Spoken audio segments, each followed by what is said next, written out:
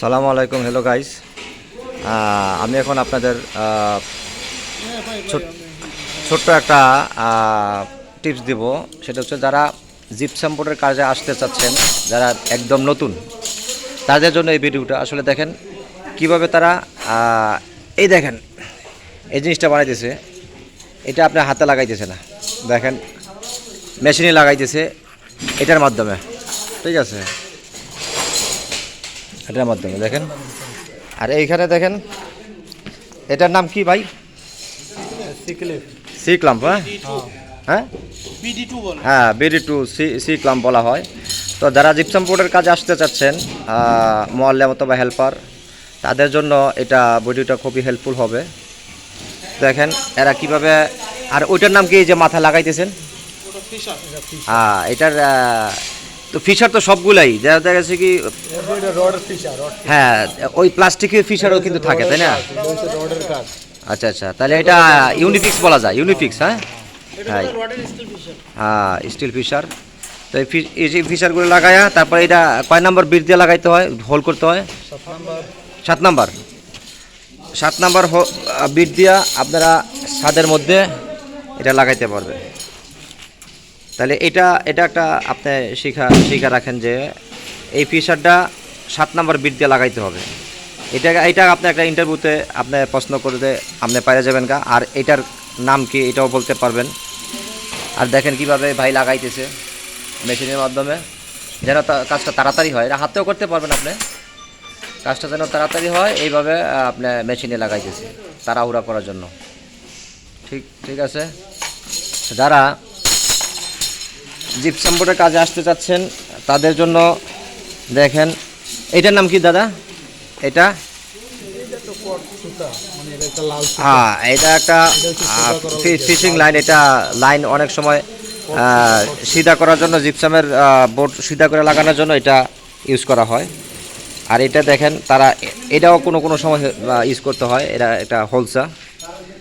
ঠিক আছে, কোথাও হোল মারতে হয়। দেখেন এটা হচ্ছে যে এটা এক ধরনের পাউডার জাতীয়।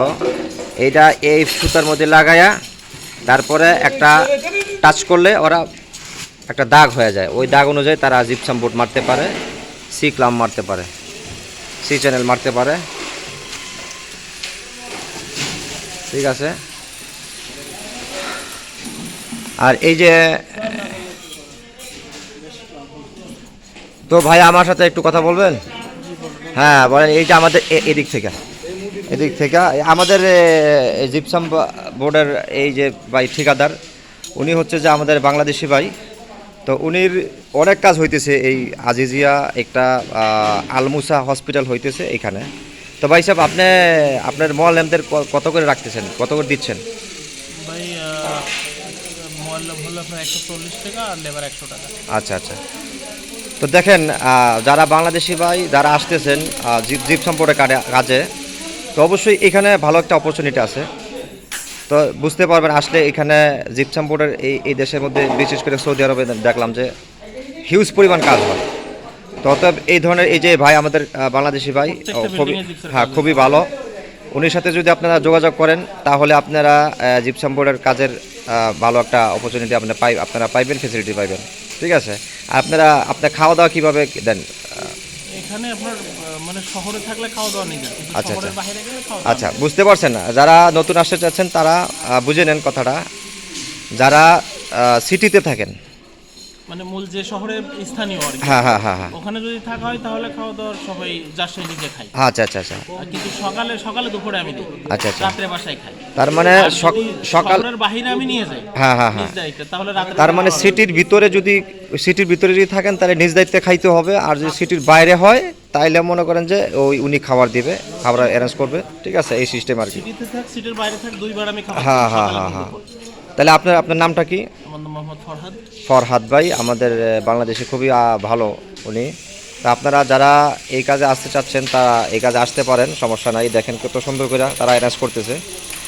তো আমি জিপসাম বোর্ডে আরও অ্যাট্রাকটিভ ভিডিও নিয়ে আসবো ইনশাল্লাহ। তা আজকের মতো এখানে রাখলাম, বিদায়।